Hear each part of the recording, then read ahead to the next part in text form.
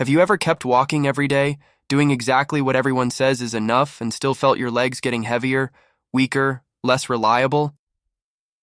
That was the question that hit me one morning. And safe, familiar, reassuring. But quietly, something started to shift. My legs didn't feel energized after walks anymore. They felt drained. My steps became shorter without me noticing. Standing still felt oddly unstable, like my body needed constant motion just to feel safe. At first, I dismissed it. I blamed age. I blamed sleep. I blamed the weather. But deep down, there was an uncomfortable truth forming. Walking was no longer giving me what it used to. My circulation felt sluggish. My legs felt heavy, especially in the mornings and at night. And the most disturbing part wasn't the fatigue, it was the subtle loss of confidence. I began choosing routes with benches. I hesitated before stairs. I started scanning the ground more than the horizon. That's when I realized this wasn't about muscles or endurance anymore. It was about control, balance. The quiet fear of falling that no one talks about, but everyone over 60 understands. Walking kept me moving forward, but it wasn't. Teaching my body how to stabilize, how to respond, how to stay steady when movement stopped. Energy followed the same pattern. I would finish a walk and feel tired instead of refreshed. My legs didn't feel alive. They felt overused. And that scared me, because I knew energy after 60 isn't something you waste. It's something you protect. That was the moment everything changed. I stopped asking, how much should I walk? And started asking a better question. What does my body actually need? Now? That question led me to an exercise so simple it surprised me. And yet it addressed circulation, balance, and energy in a way walking never had. Before I continue, let me ask you something important. If anything I just described felt familiar, the heavy legs, the quiet loss of balance, the feeling that walking isn't giving you back what it once did, then this video is for you. And I want you to stay with me. But this only works if you truly understand what's happening in your body after 60, not fear, not panic. Understanding. That's why I ask you to slow down for just a second and be present here. If this story already made you reflect on your own legs, your balance, or your daily energy, leave a comment below and tell me how old you are and what you feel most when you walk today. I read every comment, and many people realize they are not alone the moment they write it out. Also, make sure you like this video and subscribe to the channel. Not for me, for you. Because everything I share here is about staying capable, steady, and independent as the years move forward, even when walking is no longer enough. Now, if you're ready, I want to show you what I noticed next. The signs in my own body that I ignored for too long, and why they mattered more than I ever imagined. What surprised me most was not how fast those sensations appeared, but how quietly they settled into my daily life. There was no dramatic moment, no sharp pain, just small signals that were easy to explain away if I wanted to stay comfortable. My legs felt heavy in the morning, as if they needed time to wake up. By the evening, there was a dull fatigue that didn't come from effort, only from being upright. I noticed my feet more than before. I paid attention to the ground. I slowed down when turning corners, not because I was weak, but because something inside me didn't feel fully responsive anymore. It felt like my body was always half a second behind my intention. That delay is subtle, but it changes everything. It changes how confidently you move through space. Circulation was part of it, even though I didn't have the words for it at the time. My legs felt colder than they used to. Sometimes there was a tightness, especially after sitting. When I stood up, I needed a moment before moving, as if my body needed to reconnect with itself. Walking would warm me up, but it didn't restore that sense of flow. It was like pouring water into a pipe that was no longer flexible. Balance became a background concern. I didn't think I might fall, but I felt it. When you step off a curb and your body doesn't instantly correct itself, your confidence takes a small hit. Enough of those moments, and you start adjusting your life without realizing it. You avoid uneven paths. You choose familiar routes. You stop moving freely. Energy followed the same pattern. I wasn't exhausted, but I wasn't vibrant either. My legs didn't carry me with ease. They tolerated movement instead of enjoying it. And that's when I understood something important. These weren't isolated issues. Heavy legs, poor balance, and low energy were connected. They were signals that my body needed a different kind of stimulus, not more of the same. I hadn't lost strength. I had lost communication between my brain and my legs, between movement and control. And once I saw that clearly, I couldn't unsee it. That realization set the stage for a moment that changed everything, a single incident that forced me to confront what was really missing. It didn't happen during a long walk or on a dangerous surface. That's what made it so unsettling. I was standing still, turning slightly to reach for something, when my body hesitated. Not a fall, not even a stumble, just a brief loss of control that lasted less than a second. But that second stayed with me. In that instant, I realized how fragile confidence can be after 60. When your body doesn't respond exactly when you expect it to, your mind remembers. I stood there thinking, that shouldn't have happened. And yet it did, quietly, without warning. No pain, no injury, just a signal. What struck me wasn't fear, it was clarity. I understood that strength alone wasn't the issue. I could still walk, I could still stand.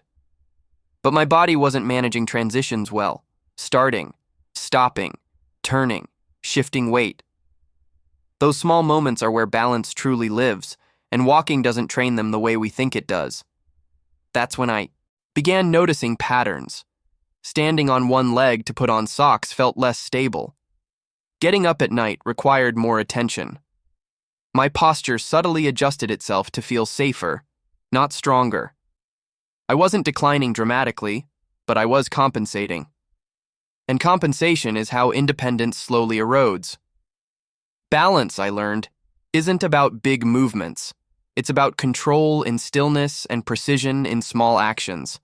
It's about how your body communicates with the ground, how your legs respond when movement changes direction, and how quickly you regain stability when something unexpected happens. And here's what most people never realize.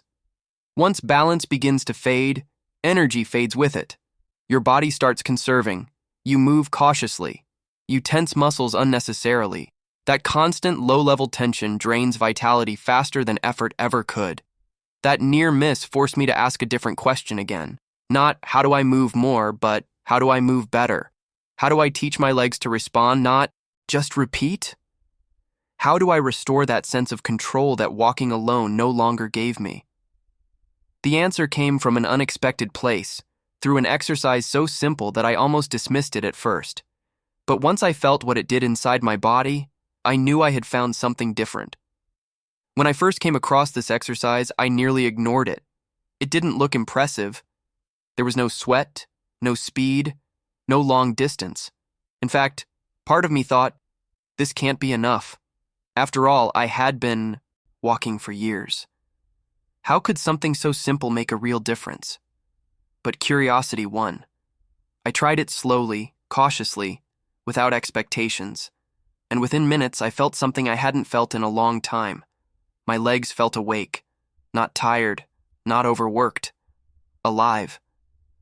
There was a gentle warmth spreading through them, a sense of flow that walking no longer gave me, even after long distances. What surprised me most was how stable I felt afterward. Standing still felt easier. Turning felt smoother. My feet seemed more connected to the ground, as if my body suddenly knew exactly where it was in space. That was new. Walking had kept me moving forward, but this exercise was teaching my body how to organize itself. I realized then that this movement was doing something walking never addressed. It wasn't about repetition. It was about communication. Between my legs and my brain, between balance and circulation, between effort and control. Instead of draining my energy, it seemed to restore it. Over the next few days, I noticed subtle changes. My legs didn't feel as heavy in the morning. When I stood up after sitting, I didn't need that pause anymore. My steps felt quieter, more confident. Even my posture changed slightly, without me forcing it. My body was adjusting from the inside. The beauty of this exercise was that it felt safe. No impact, no strain, no pushing through discomfort.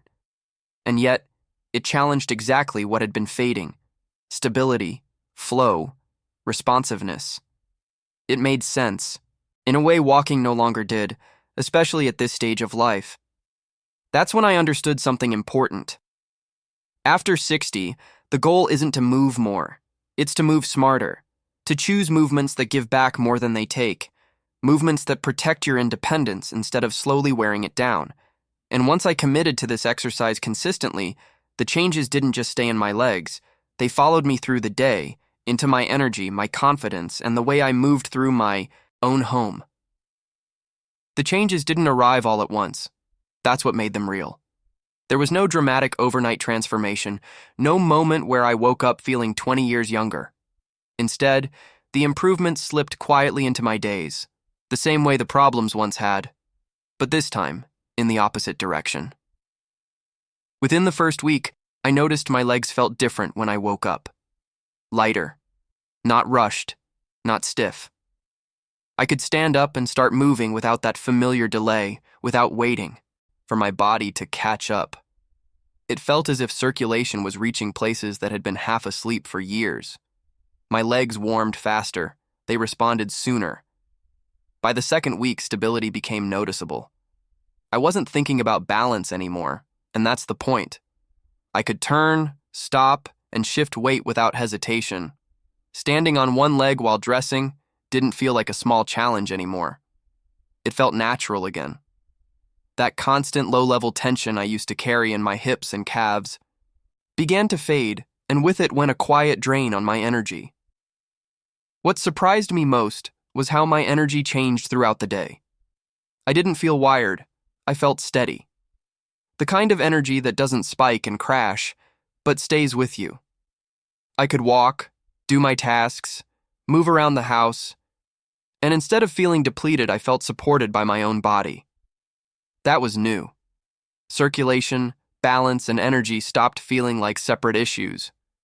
They revealed themselves as one system. When my legs were more responsive, my posture improved.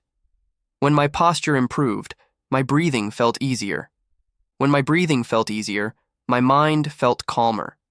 Everything was connected, and this simple daily movement was quietly reinforcing that connection. There was an emotional shift too. Confidence returned, not as bravado, but as trust. Trust that my legs would be there when I needed them. Trust that my body could still adapt. That trust alone changed how I moved through my day. I stopped avoiding certain movements. I stopped planning around weakness. That's when I realized this exercise wasn't just helping me move better. It was protecting something far more valuable: my independence. And once I saw that, I started paying attention to when I did it, not just how. What truly convinced me this wasn't just another exercise was how it started shaping my entire day, especially the moments that usually get harder with age. My mornings became smoother. Instead of waking up with heavy legs and moving cautiously until my body felt ready, I noticed I was more stable almost immediately. Standing up, walking to the kitchen, turning corners, everything felt organized, like my body already knew what to do. I began doing this exercise early in the day, not as a workout but as a signal, a way to tell my body, we're awake, we're connected. The effect carried forward. My legs stayed lighter, my steps stayed confident, and my energy didn't leak away before noon like it used to. It felt like circulation was no longer something I had to chase, it was simply there. Evenings changed too, which surprised me even more. By the end of the day, my legs no longer felt swollen or restless. Standing up after sitting felt easier. Moving around the house at night felt safer. That quiet uncertainty that creeps in after dark, when balance feels less reliable and the body feels tired, started to fade. I wasn't rushing or bracing myself anymore. I was just moving. This is when I understood the deeper value of what I had found. It wasn't about performance, it was about protection. Protecting my balance when I was tired, protecting my circulation when I was still, protecting my ability to live alone without fear of a misstep changing everything. Independence isn't something you suddenly lose. It slips away through small compromises, avoiding stairs, holding on to furniture, planning your movements instead of trusting them. This exercise quietly reversed that process for me. It gave my body daily reminders of stability, control, and flow, exactly what walking alone had stopped providing. And once those reminders became part of my routine, something shifted in how I saw aging itself. I stopped thinking in terms of decline and started thinking in terms of maintenance, not fighting time, but working with my body in a way that made sense now. That realization led me to the most important insight of all, the one that changed how I define health after 60. Looking back, the biggest shift wasn't in my legs or my balance, it was in my understanding of what health really means after 60. For a long time, I believed staying healthy meant avoiding problems, avoiding pain, avoiding decline.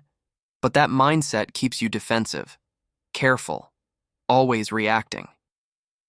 What this experience taught me is that real health at this stage of life is proactive. It's about capacity, the ability to stand, turn, walk, stop, and move without hesitation. The ability to trust your body in small moments, because those small moments are what decide whether you stay independent or slowly give parts of your life away. I realized that living longer only matters if you remain capable while doing it. Capable of getting up without effort. Capable of moving through your home at night without fear. Capable of going outside without calculating every step. That kind of life doesn't come from doing more. It comes from doing what actually supports your body now. This simple exercise showed me that decline is not a single event. It's a series of missed signals. And strength isn't always built through effort. Sometimes it's rebuilt through smarter movement, better timing, and daily consistency. When circulation improves, balance follows.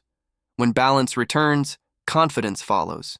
And when confidence returns, life opens back up. I no longer measure my days by how far I walk.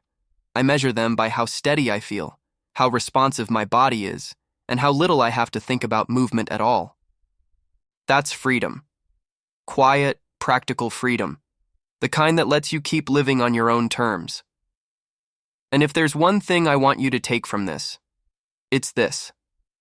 After 60, the goal isn't to push your body. It's to preserve it intelligently so it keeps showing up for you. Today, tomorrow, and years from now. If you stayed with me all the way to the end, that tells me something important about you.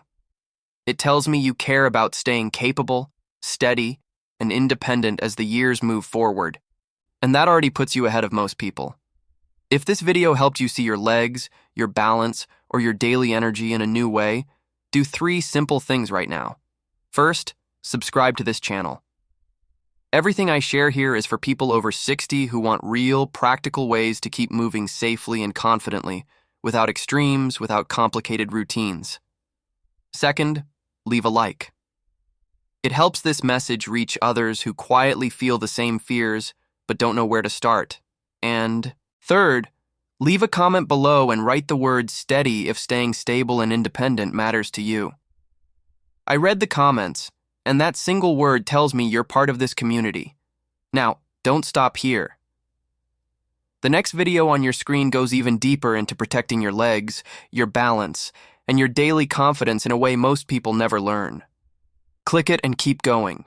Your future self will thank you.